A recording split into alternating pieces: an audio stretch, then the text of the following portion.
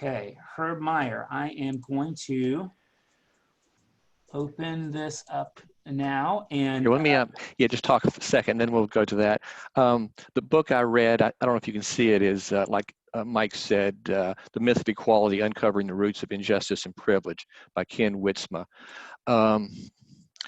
First of all, when Mike asked me to do this, I was very reluctant because I'm no expert on this subject, but I appreciate the challenge and thank Mike for really pushing me to do this. You go to the next slide. This book was recommended by a coworker of mine. We had been talking back May or June or so about a lot of good books that are out now on the subject of racism. And she recommended this one because it has sort of a Christian perspective to it. So if you're looking for a book about racism, maybe looking at it from a Christian perspective, this is a good one. The author, Ken Witzma, he is white. And so I was kind of reluctant to read a book about racism from a white person, but the book is written to white people, to be frank about it. And he is a pastor from Oregon, and he founded the Justice Conference, which meets annually, a conference that discusses biblical justice. So he kind of understands racial justice and social justice and from a biblical perspective. And he's an author of several other books, including Pursuing Justice. And there's a quote from Publishers Weekly that called Witzma one of the new breed of evangelical Christians, returning scripture to redeem justice as a central tenet of faith. So go on to the next one. He has kind of an evangelical background, and a lot of the book he kind of talks to evangelicals. Let me see if I can get rid of this. No, we'll get there. He starts, like I think Mike's book talked about last week, kind of from an historical background, and he talks about a lot of the naturalization acts and related to immigration and naturalization, and many of these were very limited, a lot of the naturalization to whites initially, and in fact later blacks were included, but Chinese weren't. And then finally they got rid of race as a determiner of who could be naturalized, and just allocated it by countries around the world.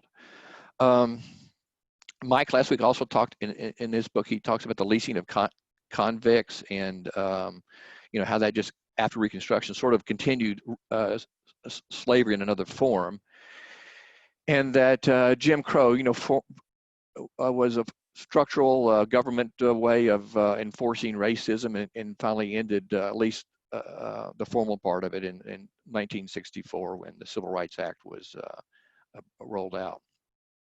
He told me something I didn't know, is redlining, which banks even up to recent years has been accused of doing, which is determining where they will make mortgages for homes based on where they are and who lives there.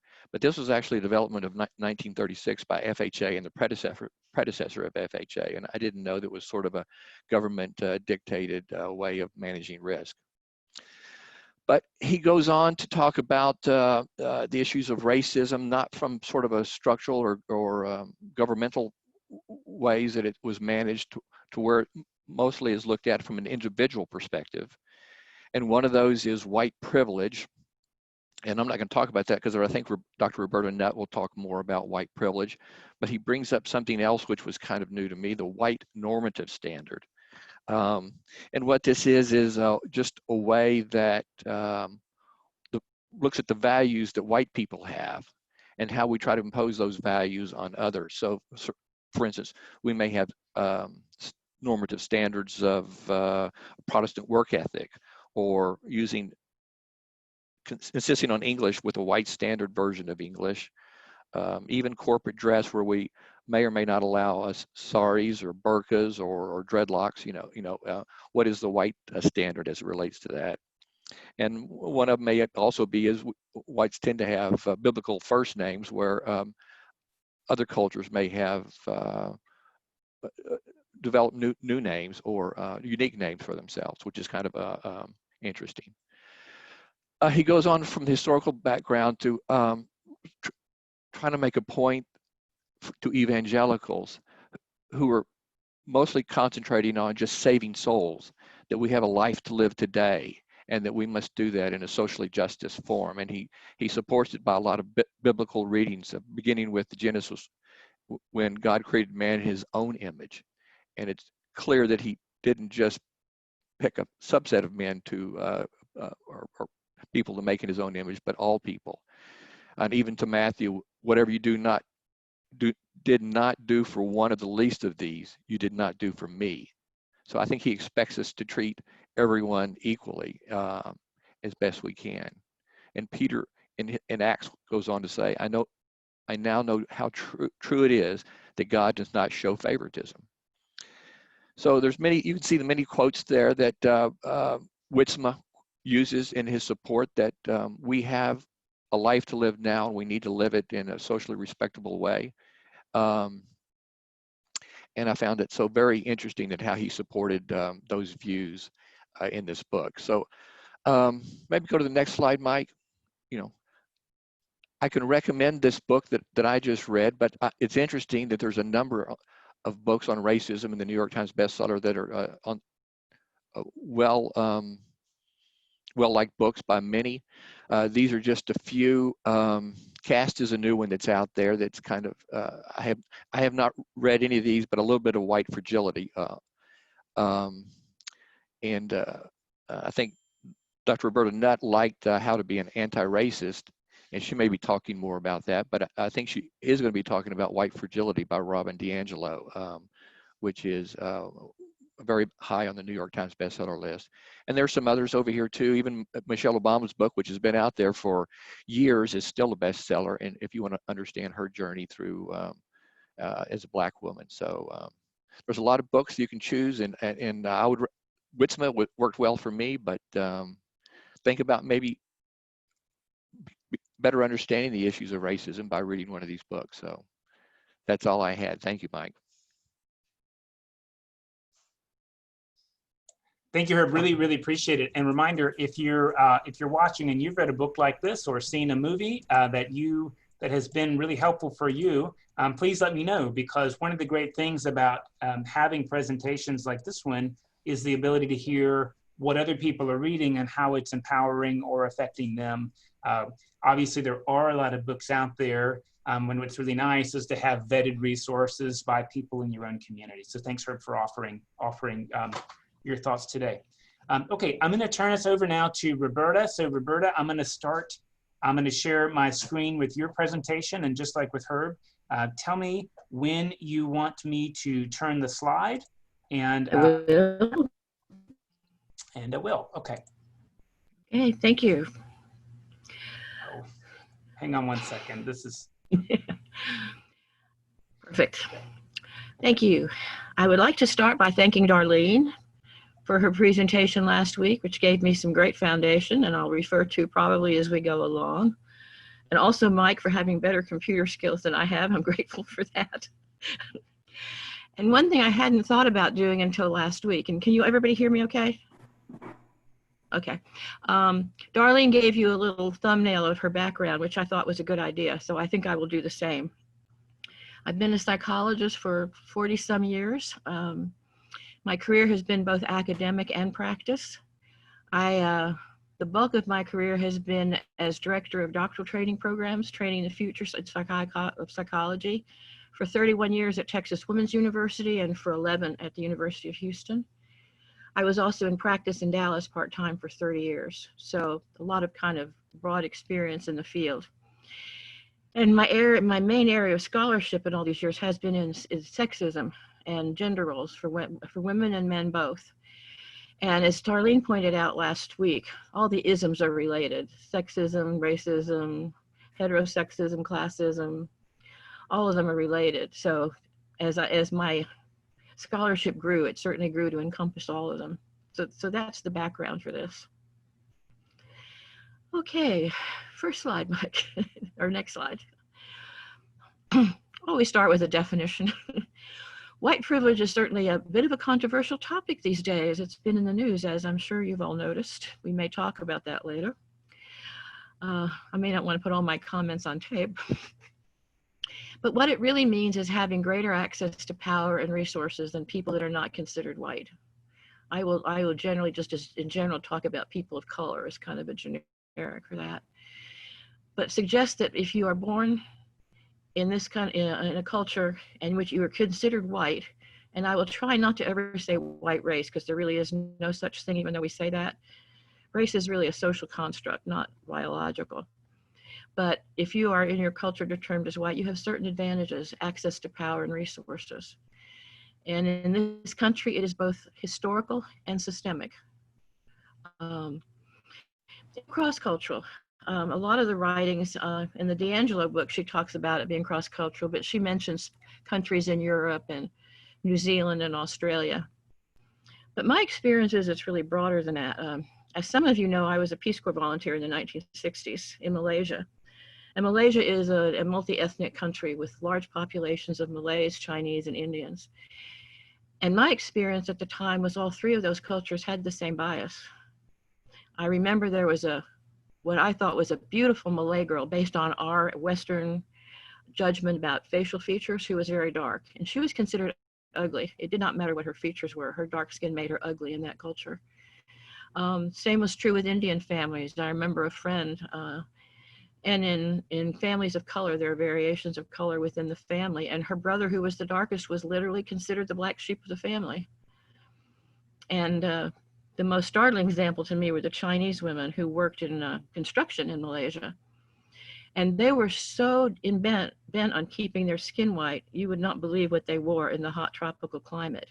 Long pants with boots, jackets with gloves, and then they wore these hats that looked a little bit like the bonnets we saw on the prairie that were kind of gathered in the back and had a brim, but their brim came down to a tight cone, so they could only see, they had no peripheral vision, they could only see out of this cone way away from their face, so the sun never touched them, which I thought was fascinating. And I don't know why it crosses other cultures. I don't know the background of that, although I do wonder about colonialism.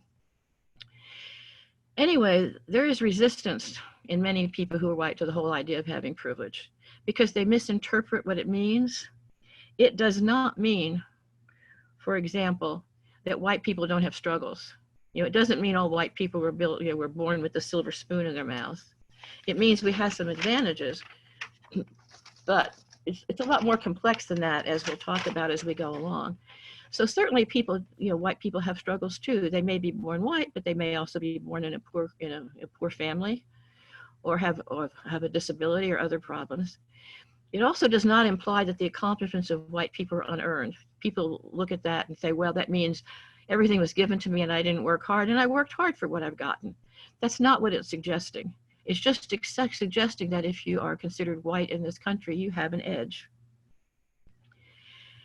And in truth, often white people do not feel powerful or privileged.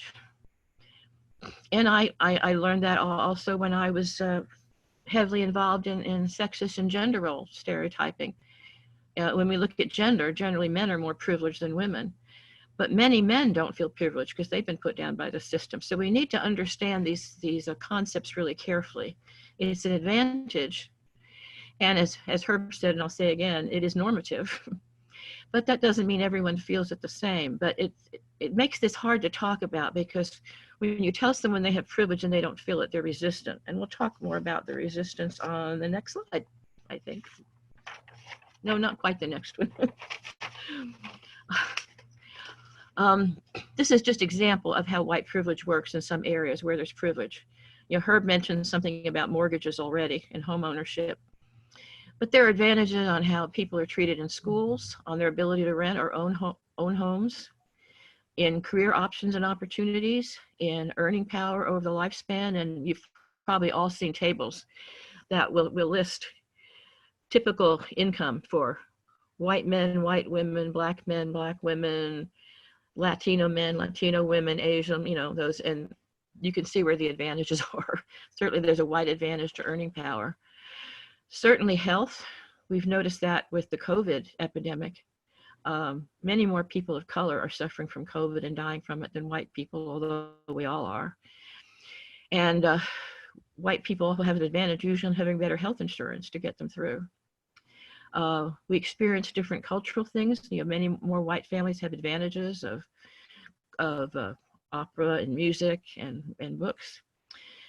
How people are treated by the police and the courts and other authorities is vastly different. You know, that's a lot of what our riot's about, is how police have treated people of color, particularly black men, and just general opportunities and dominance of white privilege.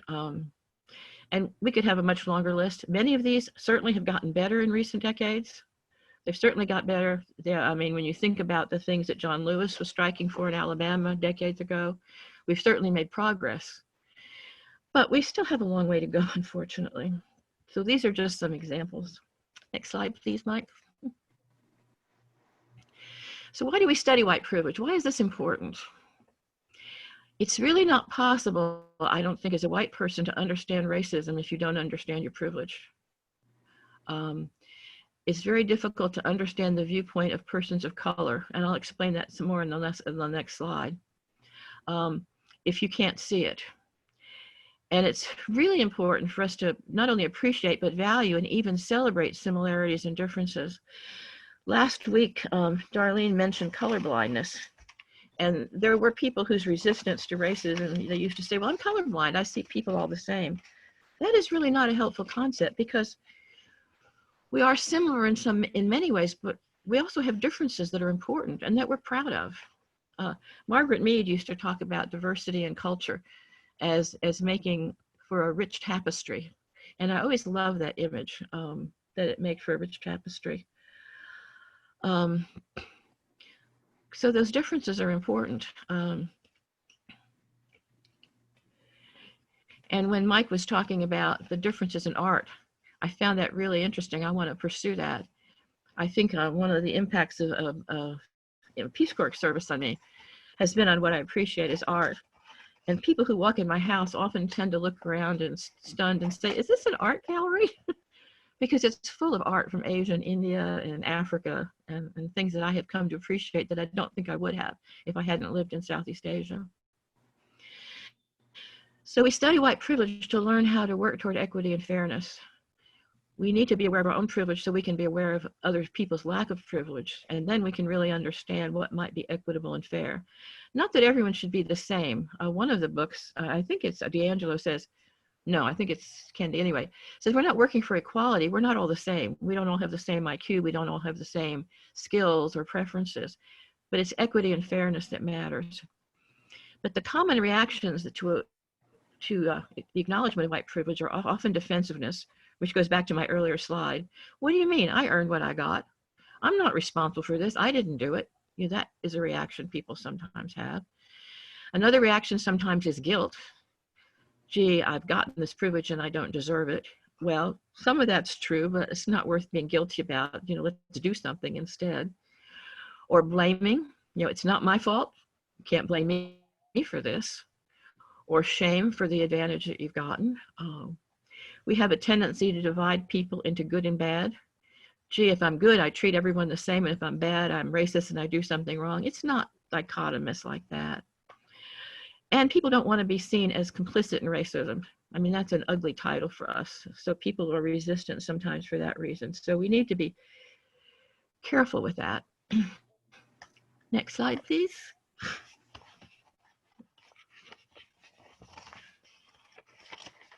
Oh, my papers are getting stuck together.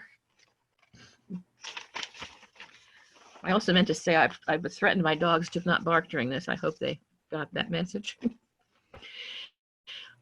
I have noticed in many years of teaching, because I have talked about these topics many times with students, as I know Darlene has as well. It's much easier to acknowledge oppression than privilege. You know, most of us have had some areas in which we've been oppressed. Even if we're white, we may have been oppressed because we're female. We may have been oppressed because we're gay or lesbian. We may have been oppressed because we grew up in poverty. We are disabled, some appearance issues. There are lots of ways. It's much easier to talk to you about oppression and be angry about it. It's much more embarrassing to talk about privilege. And there's a power dynamics that goes into these issues. Wherever there's a power dynamic, the person with the lesser power is much more aware of the person of greater power. Some of the examples are in master-slave dynamics. A slave is very aware of the moods and attitudes of the master because the master has power over them, so they have to be aware. the master often has no knowledge of what's going on internally with the slave. The same thing I've often seen in marital counseling with very traditional couples. So I'm not putting down all heterosexual couples, but some very traditional ones where the husband has a lot of power. He's often not very aware of his wife's feelings, where she watches every mood and reacts to it. I mean, you particularly see that in families where there's violence, where the woman is very tuned to his mood to try to avoid violence happening. And we sometimes blame women for that, but they're not in charge of the violence. They just learn some ways to avoid it.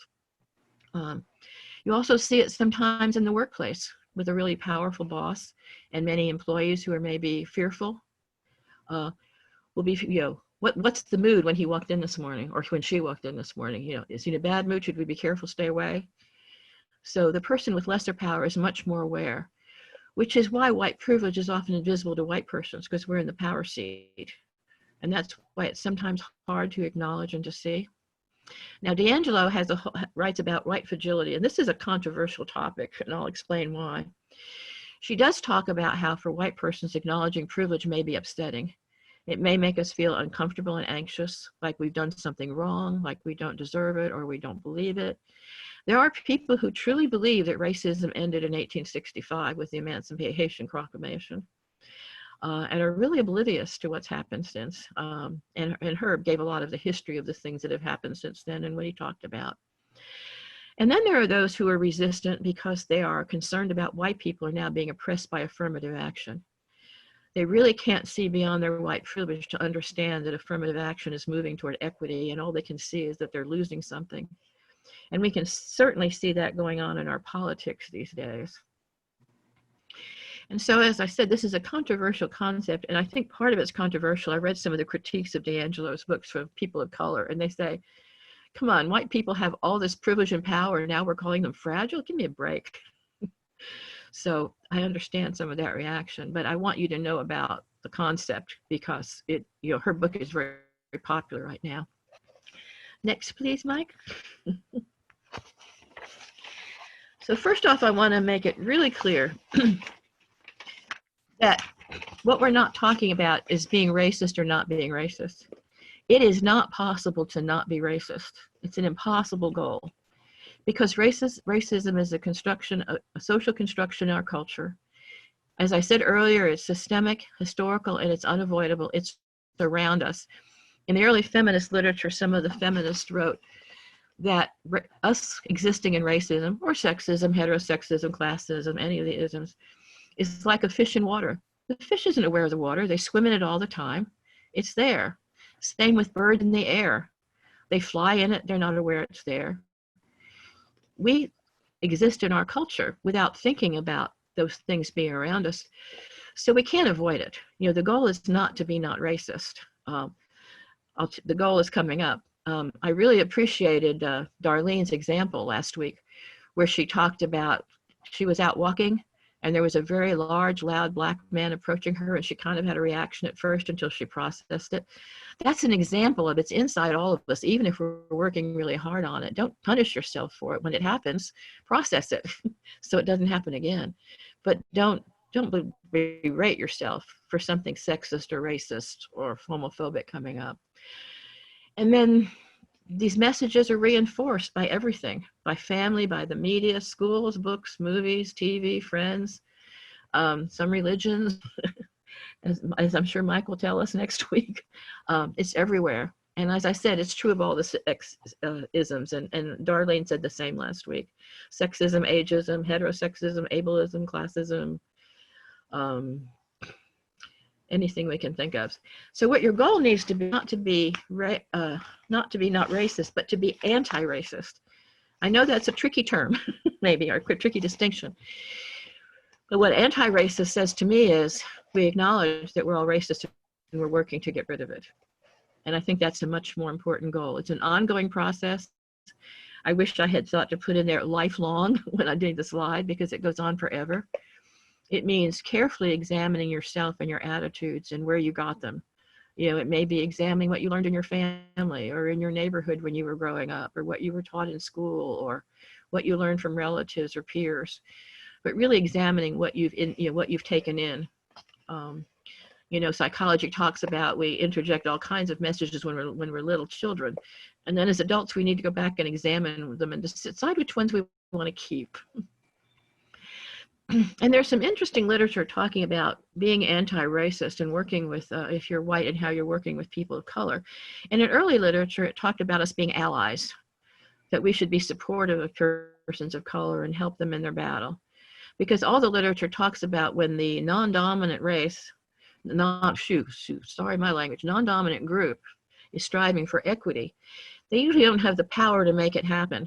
Now, we had a lot of TV programming recently on women's suffrage for the 100th anniversary. And a lot of the literature talks about women alone couldn't make it happen. It had to be male allies, ones that had the vote, that could make it happen. Well, this is similar here. It's really hard for people of color to make things happen without white allies to help where we have the power. And then some of the literature talks about being an ally is not enough. Being an ally actually sounds like we're being a friend and we're being a supportive.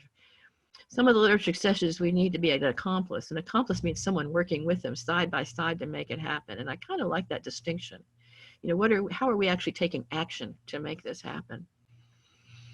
And then the book by Kendi, which was on the list that Herb showed, as well as the D'Angelo book, is his own journey and suggestions ways to reduce racial inequity. And that's really what our goal is, to reduce that inequity. Okay, next slide. I hate talking and not being able to see people's reactions. I like teaching in person. But nobody's giving me any strawberries yet, so any razzing. If we were all in the same room, the next thing I would have you do, which I would invite you to think about, and I've often done this with students in class, is do a self-examination exercise where you take a piece of paper and divide it up and list for yourself what examples of personal oppression have you experienced. I usually start with that one, as I said, because that one's easier. You know, where have you felt discriminated against? You know, which of your social identities have you been oppressed by? And then also list examples of personal privilege. You know, in what ways have your social identities, you know, as being white or male or straight or whatever, where has that given you advantage? To start thinking about, how does this apply to me? Because once you could apply it to yourself, I think it makes it easier to figure out how to apply it to other people. And it's one thing we work on in here, which we won't take time for today, but we look at the interrelationship of these. You know, the title of this series is has intersectionality at the end, and all these isms and social identities interact.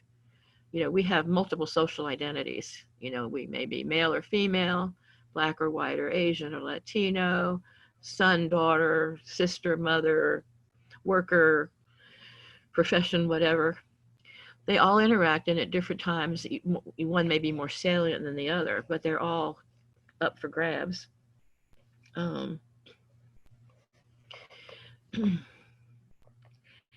It also, this fits later, I think. Okay. So anyway, think about, and we may want to talk about this later, your own personal oppressions or privilege, but even if we don't talk about it, I think it would be valuable at some time for you to sit down and write that out, really think about it. It helps make sense of all this, because all of us have some mixture. Okay, next slide, I hope, is ways to learn about racial oppression. This is not an exhaustive list.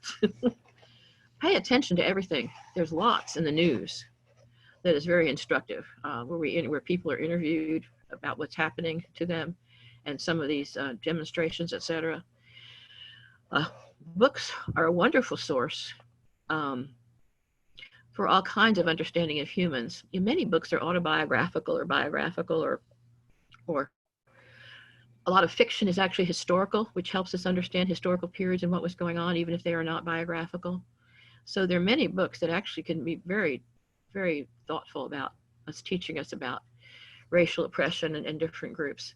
Documentaries, various historical accounts, just plain listening to people and listening to their stories. You know, we psychologists have an advantage. We hear lots of people's stories that they don't tell other people. I've learned a lot from clients. Selected movies and TV, be very instructive. I would caution you about the personal accounts. I think learning from friends and people you know is important. But one thing that happened early in the movement at looking at racial inequality is, say, if someone would be teaching a class and the class would be all white except for one person of color. And so you'd get to this topic and the professor would say, okay, you're Black. Tell us about what it's like to be a Black person. That is not an appropriate way to learn. It is not the job of the persons of color to teach you about their race and their history. If they're willing to share with you on their own initiative, that's great. But to put people on the spot as they represent their whole race or their whole group, I mean, how would you feel if someone accosted you and said, tell me what it's like to be a white person or a white woman or a white man, like you had to speak for your whole group? As an example, Texas used to have an oral examination to become licensed as a psychologist. And the exam consisted of a vignette of somebody who'd come in to see you and would ask you questions about your diagnosis and your treatment plan and how you gather information, et cetera. And then there'd be a section where they would change the person. They would change their ethnic group or their gender or their sexual orientation or something and ask how that would change your treatment plan. And if you, as the examinee, said, I would ask the person to teach me about their ethnic group or other group, that was a -10 and an automatic fail at the throat, gone, because it was not the job of the client to teach you.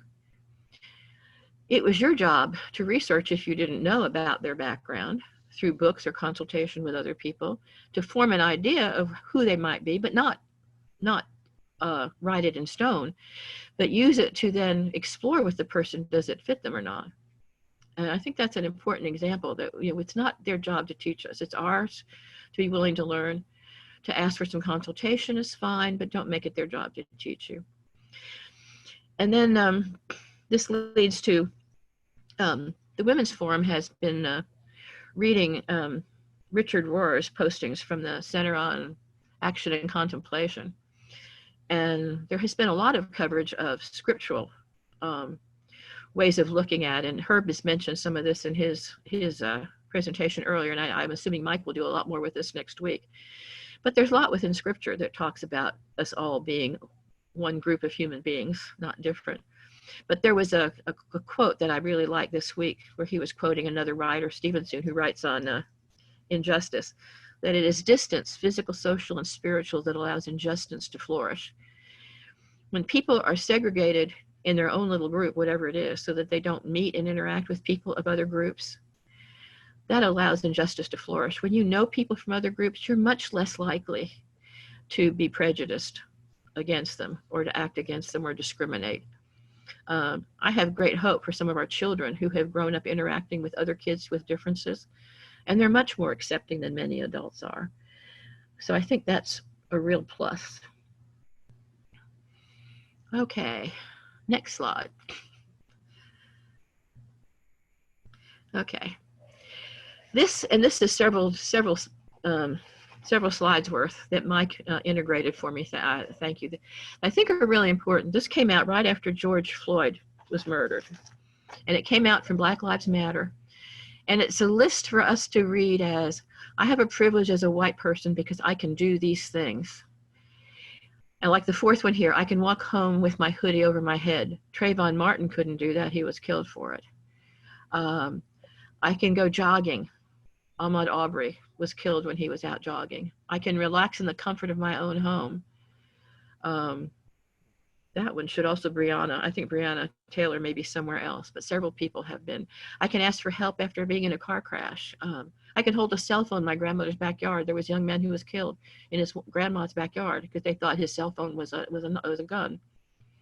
I can play loud music in my car. I can, I'm not going to read all of them, but let's go each slide and I'll read a couple. You want to switch slides, Mike?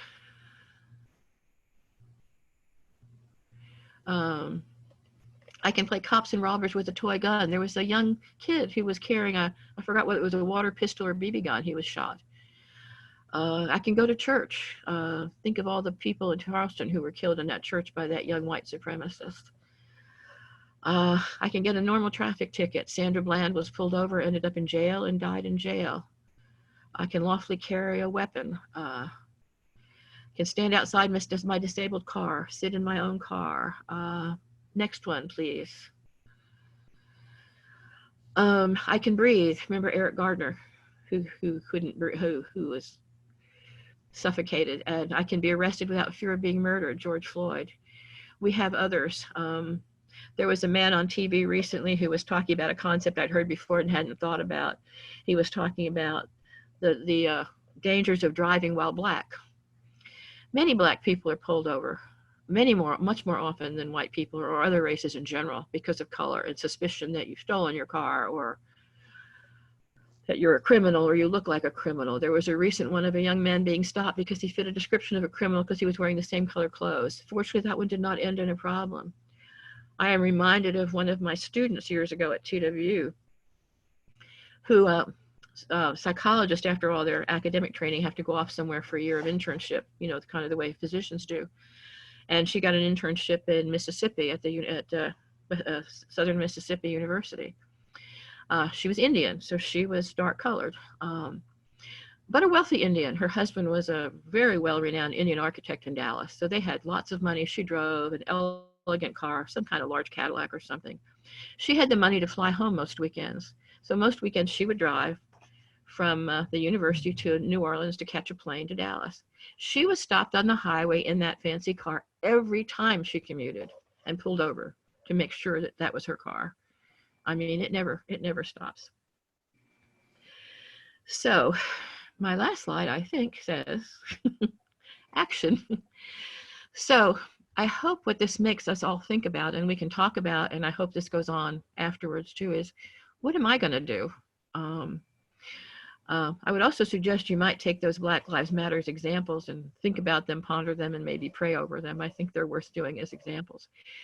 But what we might want to talk about, what I certainly hope you'll do afterwards, are the three things I talked about. Think about your own privilege, think about your own oppression, and what can you do? You know, no individual, no one of us can fix this, but we can all do something.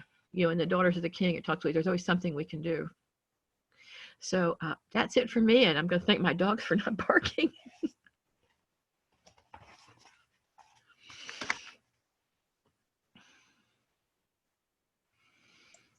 Thank you, Roberta. Really, really appreciate you sharing your expertise and your time. And I see our first thought here in the chat. I see a conundrum. With different attitudes toward work and acceptable behavior and requirements of the workplace, how does one balance all these requirements to make a successful environment? There's a lot of give and take necessary, so what should be the uniting criteria? I'm not sure I've got the question very well. Yeah, I can read it again, and maybe the question asker might put a little more context as well. That would help. Okay, so let me read it, and then we'll get a little more context perhaps. I see a conundrum. With different attitudes toward work and acceptable behavior and requirements of the workplace, how does one balance all these requirements to make a successful environment? There's a lot of give and take necessary. What should be the uniting criteria? Yeah. Oh, I think I get part of it. Given that different cultures have different work ethics, and I think one of Herb's examples had to do with the Protestant work ethic, which may not fit for all people. I think one thing you do if you're a supervisor leader is you sit down with your people and you talk about those things. You know, these are what typically we expect. You know, what are you, if you're a supervisor or boss, I think it is your responsibility, and this is how I felt as a professor with working with students. It is my job to help you grow into whom you need to become. And I can't do that if I don't know where you're starting from. So to sit down and have open conversations with some, new employee, in many universities, you meet once a year with your department chair and what are your goals for the year? Not everyone should have identical goals in any workplace. There should be somewhat individualized. To sit down with each person, what are your goals and how are you going to accomplish them? And that may help tease out those differences in work ethic or work expectations. where you can flush them out. I can see some trouble also with some of our entitled white kids who go into the workplace thinking things are going to be given to them. So I can see a broader application for that. Does that get at what the person who asked it was looking for? I don't know. Mike, this is Herb. Can I offer an answer from a business perspective? Please. And I talked about this recently, or just in my what I just mentioned ago. Sometimes there's corporate standards for dress. Whether you can wear burqa, dreadlocks, have a beard or whatever. And we often impose those because those are part of our white normative standard, which I talked about. But the real question is, are there business reasons for those or not? And if they're not business reasons for those, we're just imposing our own standards. Right. That's a good point. Yeah, because I've often had discussions with students about that. But there are also differences in how you dress. I have students who are working with children, for example, in a practicum section. Well, you should go in pants. You're going to be sitting on the floor. But you might not be that casual when you go somewhere else. But helping people, think about what works. But things that are cultural, like dreadlocks, we should be really careful of, because that's a cultural difference. That has nothing to do with your performance. Right. Let's see. I saw a hand by Graziella, and then I see Darlene Hunter. I was just thinking from the school's perspective, because at different age level in the different schools, the children and let me say students, which is a much broader, just experience all kinds of things because of who they're with and who their classmates are and where they come from. That's always a hard thing for teachers to work with. Do you have any recommendations or some broad kind of ideas of how teachers can incorporate all of the kids and help them to feel equal, so to speak? And it's more about being treated fairly, I think. That I want to say that. Well, it's fairly, and also it's maybe educating the other students about that student's background.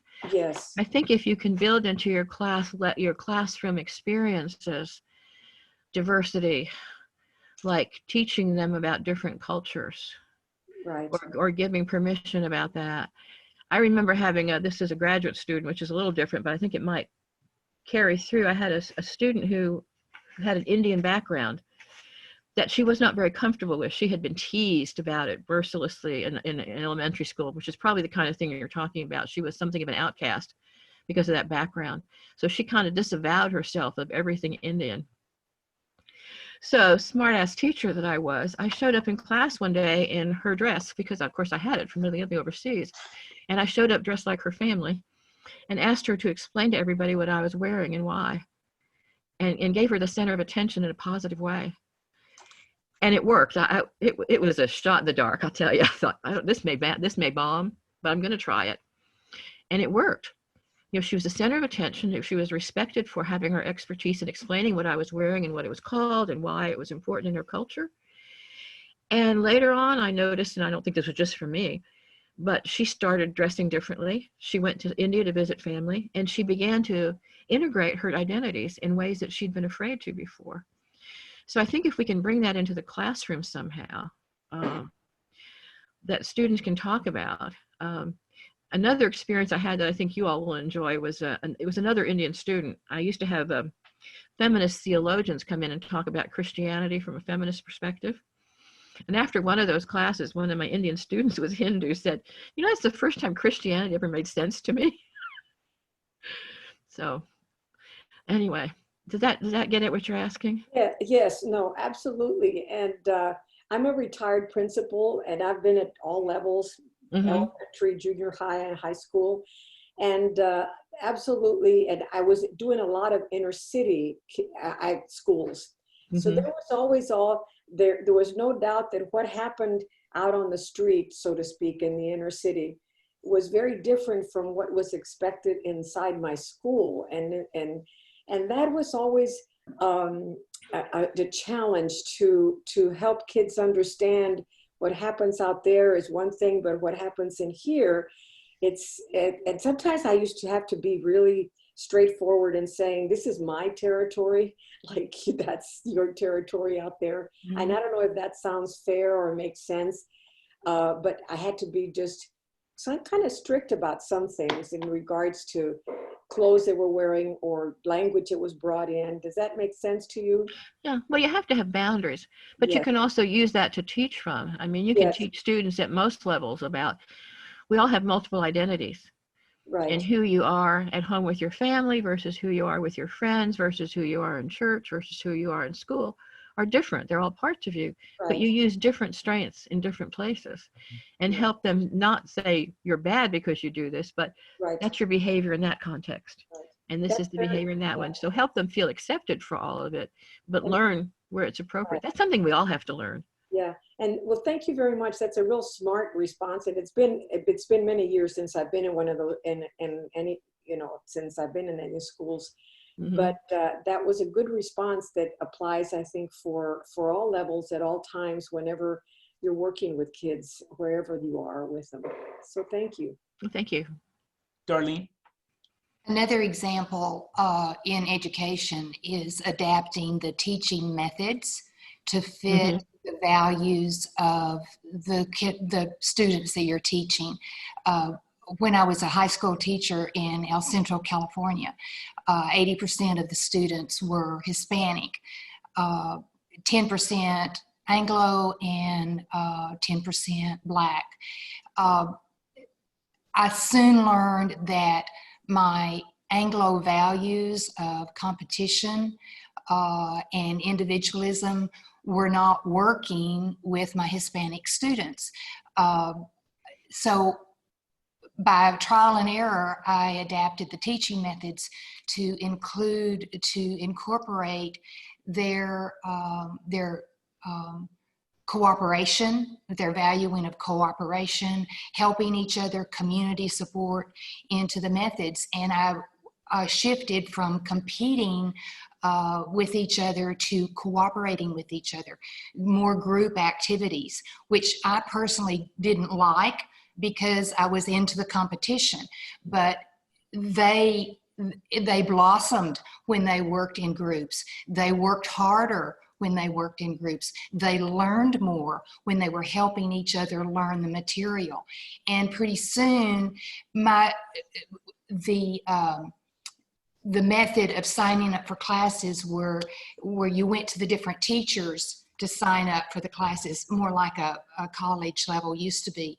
And I would look up and there were these long lines of Hispanic kids wanting in my classes, and the white teachers had very few. And so it was like my classes weren't easier, they were just more comfortable.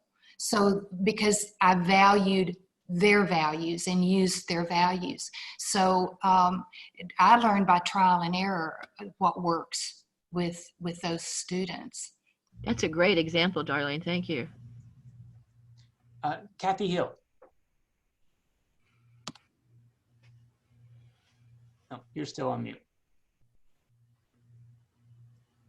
What actually I wanted to talk about was my experience of discrimination towards me as a woman. And it was when I was in college, and I was one of the only married students. I think one of the male classmates was married. And it still brings me to tears. My professor came down the hall and I wanted to ask him a question, and I started to ask him a question. She said, Kathy, you're really a waste of my time, because you're married, you're gonna have kids, you're never gonna practice physical therapy. Mm-hmm. That's it. Other than that, I've enjoyed white privilege my whole life. Yeah. I've heard, unfortunately, lots of stories like that. My mother even remembers, although I have denied it, but my mother remembers me getting a rejection letter from graduate school that basically said that. We won't accept you because you're female, because you will drop out and have children. And well, look at my career, y'all. Yeah. But that was rampant, and it still happens. I am still disturbed by having graduate students who have been, I want Kathy to hear this. Kathy? I'm still disturbed by having graduate students come to me and say they've been discouraged in undergraduate. It still happens, not as blatantly as it did to us, but it still happens some, unfortunately. My husband, unmute me, or my husband just reminded me of another that discriminated against me at the hospital. I'm not surprised. Unfortunately. It was shocking to me. Roberta, I've got a follow-up question for you on this topic, and then I've got a little more clarity on the original question as well. Okay. So one of the follow-ups is, and I read one of the books on the screen, which is So You Want to Talk About Race. I actually think it's a really great book. Herb put it up on the screen, and there is sort of like this. The author raises this really interesting perspective between cultural appropriation and sort of cultural costuming. So, I mean, I can tell you, like as a white male, I'm kind of top of the food chain, and I can go wear ethnic clothes around, but I can do it like it's Halloween. And that's one of those major problems is I can get away with it. Whereas people from that culture cannot get away with wearing cultural appropriations necessarily because they don't have the same power base I have. I don't know if that makes sense, but anyway, maybe talk about the difference. Why I was taking a risk with Indian culture, but I felt like that was not an American culture. I could pull it off. Mm-hmm. I had another experience once. I really like African print clothing. When Eddie Murphy's Coming to America came out, I loved some of the clothing in there, and I thought, and I saw something in the store and I thought about buying it, and I hesitated. I asked a colleague who was from Africa, he was from Kenya, how he would see that. He said, oh, it would be great. It would be celebrating my culture. And I thought, I don't think I'm buying that. So then I asked an African-American student, and she said, no, don't ever. Don't whitey take our clothes too. So I never bought that or wore it. So it is a tricky thing. I agree. Yeah. I took the risk with the Indian student. I wouldn't have done that with a student in this culture, anyone from this country. Thank you. And I made use of the fact I'd been in Peace Corps and I had dressed that way overseas. See, overseas I dressed in sometimes Chinese clothes, sometimes Indian sari, and I can tie a sari if I could still do it, and the Malay clothes, because my students loved seeing that, but that was a different context. What, Kathy? I just wanted to say, I'm like Mike, I love costumes, and if I come from a foreign country and I bought some of the clothes there, I can't wait to wear it. And I never thought that would ever be offensive to someone, so now I have to think about that. Well, it can be either. It can be a compliment, like it was for my African colleague. He would see it as a compliment. My African-American student wouldn't. You have to really think what it means. Yeah, and I think the spirit with how you wear it and how it is that, like your intent actually matters quite a bit, I think, as does your understanding. Like, hey, did I just like this funny hat when I was in Croatia, or do I understand why this hat is worn and that sort of business? Okay, here's the explanation of the question. We got a little more. Let's pretend that a boss has a staff from a number of backgrounds, like people who grew up impoverished, or people who are, let's say, African or Slovenian, Indian, Christian, Muslim, atheist, Buddhist, with different backgrounds leading to different holidays, different ideas of what's appropriate behavior and dress. Does everyone get to celebrate their holidays? What happens when one works directly with someone whose idea of dress and behavior is different? What's the center ground? I would answer yes. Do you celebrate everybody's holidays? I mean, that's also a legal issue. But I mean, I've had students who are Jewish, Hindu, Sikh, everything I can think of. And if it's a religious holiday, you get it off. The dress thing is a little trickier. I mean, I think you have to talk about it. If it's a dress that's just different, but it covers everything that needs to be covered, I don't see a problem. Just like Herb's example of dreadlocks, that doesn't get in the way of learning or working. I think you need to have if you're the boss, you need to develop an atmosphere of openness where people can talk about things, and you can set a climate where everybody can work. I mean, Darlene talked about how she made that happen for her Hispanic students. That's a broader kind of principle. This is her, maybe provide another perspective. In my company, we have 10 holidays a year. We've drawn back from the number of Christian holidays we used to have, but 8 of those are assigned holidays. 2 of them are floating, so you can assign them anytime you want. And so a lot of people use them MLK Day or other religious holiday, Jewish holidays for themselves. So that's one way to address the issue. Floating's a great idea to give people some choices. Yeah. Oh. Yeah, and maybe another question, Roberta, really is in a place like the military, in which there are prescribed uniforms, and obviously the military has made some changes in terms of how women are allowed to wear their hair, right? But that's one of those interesting bits where you may not wear a sari on the base. You're going to wear your military uniform. Yeah, I don't know how that's going to play out. I know we've made some allowances in Olympics where some Muslim women have been allowed to compete with a headscarf. Yeah. Military is a little beyond me. I did get to teach in the Pentagon once, which was interesting, but I did feel like a fish out of water. I don't know how that's going to work. Military is not necessarily the most sensitive place to these issues. Other places are. I know the Houston Police Department. Of course, I think Al Acevedo is fantastic police commissioner. But we recently had a sick police officer killed, but he wore his turban. You know, that has been acceptable in the police, at least here in Houston. So I think things are moving in that direction, but I don't think we're there. And the military, I just don't know. I don't know enough about how that's working.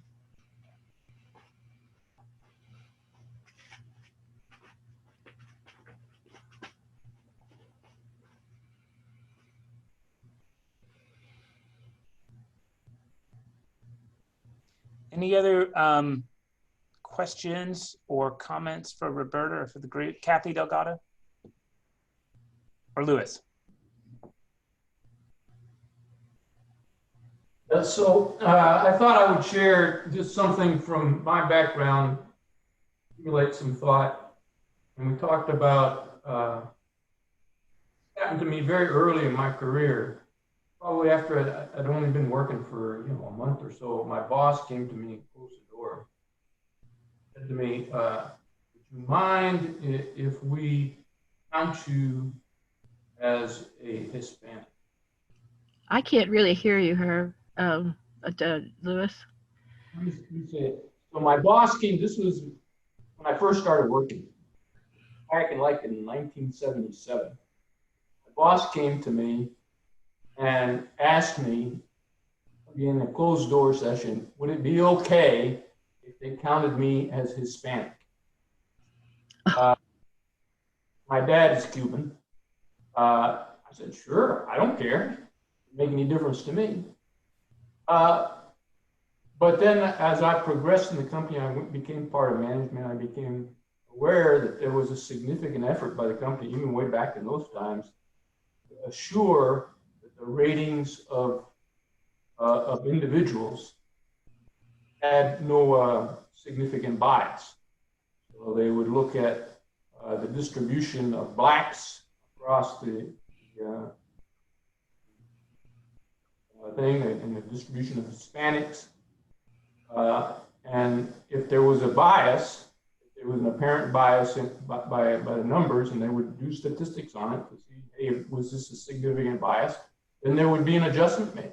And say, hey, the system is biased, so we're going to make a correction so that there isn't bias in the rating. And I would participate in that process in my whole career, and I think it's a very appropriate way to be anti-racist. The downside of it is, for my whole career, there was always a nagging doubt in my mind. Is that adjustment being made to my performance? That I'm being moved up in my performance because I'm identified as a Hispanic. I thought it was just an interesting dynamic that it was always there for me in my career. And it's a, kind of an other side of the affirmative action aspect. I'm glad you brought that up. I've heard that from a lot of people. You get counted because they want the numbers, but then you wonder, am I a token? And then sometimes people will use that against you. Well, you're only here because you're the token. And it's really hard to tease out. Keeping things numbers like that is not helpful. Thank you. Claire, you've had your hand up for a while. Hi, I just wanted to talk a little bit about, the question of what, given this information, what actions can we take? And I think that it's important. I really like the distinction between being not just an ally, but being an accomplice, in the sense that, what actions can we share with each other that we're taking that are possibly working and helping? And I just wanted to share that, some things that I do is, given like the context of the time that we're in. So for example, right now we're in a period where we're preparing for an election. And so one of the things that I do is I actually work with groups and do things to get out the vote in, say, the undervoting populations, so I think that there are many things that we can do that are action oriented.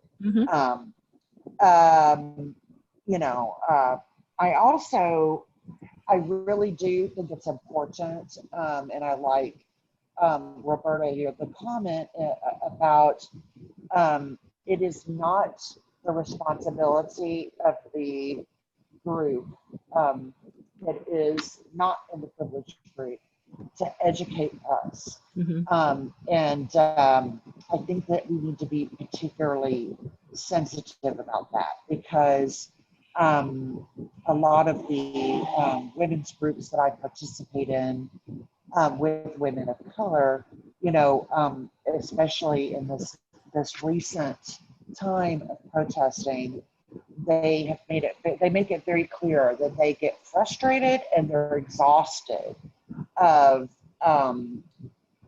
people not educating themselves. They're like, there's all this information out there, go get educated and then ask me something, but don't expect me to educate you. It's very exhausting. I just wanted to comment on that. Thank you. Okay, Graciela, do you want to have, I saw your hand, do you want to have the final thought here? Because I've got to go to do services. Yeah, no, I'm done. I just had a thought and it's gone. Oh, okay. Hey, Don't worry about it. If it comes back to you, send it to me so we can start next week with it. One of the hard things about these forums is we only have so much time, and maybe, but we have an opportunity to continue the conversation, and that's what I'm really looking forward to doing with you next week, as we start to think about some of the history of the way scripture frankly has been used as a club, and in some cases as liberation. Roberta, huge thank you for presenting your expertise and your thoughts and your story. Really, really grateful for you. Thank you. Thank you. If you have any questions for Roberta, I am sure you can pass them on to her directly or to me, because again, the goal is that this time is a conversation starter, not a closer. Thanks for joining us this morning, and I look forward to seeing you all soon, next week at the latest. Goodbye.